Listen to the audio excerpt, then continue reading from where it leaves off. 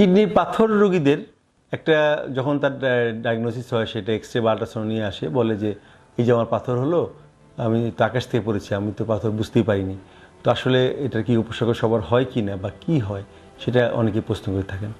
তো সত্যি কথা বলতে কি, অনেক ক্ষেত্রে অনেক বড় পাথর নিয়ে রোগীরা আসে, যেটা বিশেষ করে স্ট্রুভাইট স্টোন বা স্ট্যাগহর্ন স্টোন নিয়ে আসে। Magnesium, calcium, ammonium phosphate stone, বিশাল সাইজ হরিণের শিঙের মতো, সে পুরা কিডনির পুরাটা জুড়ে পাথর থাকে। তো সেক্ষেত্রে কোনো ফিচার নিয়ে নাও আসতে হবে, কোনো সিমটম নাও হতে পারে। ইভেন 2 কিডনিতে পাথর হয়ে কিডনিতে পুজ হয়ে যায়, কিডনি ফেলিওর হয়ে যায়, সে অবস্থায় রুগীরা আসে। তাই কিডনির পাথর কিন্তু একটা অনেক সময় নীরব ঘাতক হিসেবে কাজ করে। আবার স্পাইকি মানে কাঁটাযুক্ত পাথর, যেমন বড়ুয়ের বিচির মতো পাথর হয়, অক্সালারি স্টোন, সেটা কিন্তু আবার খুব প্রথম সূচনাতেই প্রস্রাবে রক্ত যেতে পারে, ব্যথা করতে পারে, আটকে যেতে পারে, সেটা কিন্তু প্রথম দিক সিমটম হয়। তো মোদ্দা কথায় কিডনির পাথর হলে পাঁজরের নিচে 2 পাশে কোমরের দিকে ব্যথা করতে পারে, এবং যদি নালির দিকে পাথর হয় সেই ব্যথাটা, কিডনি পাথরে সাধারণত একই জায়গায় সীমাবদ্ধ থাকে কিডনিতে, কিন্তু যদি নালিতে পাথর সেক্ষেত্রে দেখা যায় ব্যথাটা ধরে এবং ছাড়ে, এবং সেটা ব্যথা কোমর থেকে কুচকির দিক পর্যন্ত, নিচের দিকে কুচকির দিক পর্যন্ত যেতে পারে।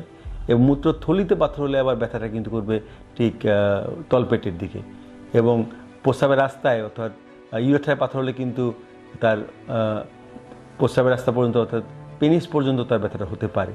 তো এই ব্যথার সাথে সাথে তার দেখা গেলো জ্বর হতে পারে, বমি হতে পারে, এবং খাওয়ার অরুচি থাকতে পারে।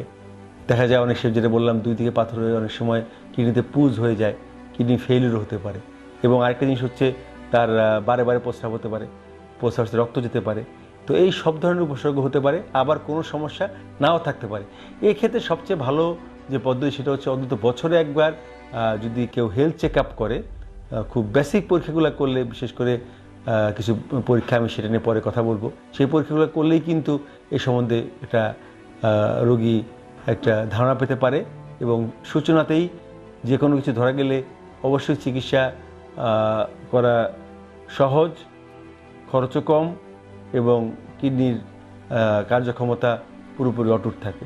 কাজে আমি বলবো অবশ্যই চেক আপ করা এবং সূচনাতেই রোগ নির্ণয় করা খুবই গুরুত্বপূর্ণ। ধন্যবাদ।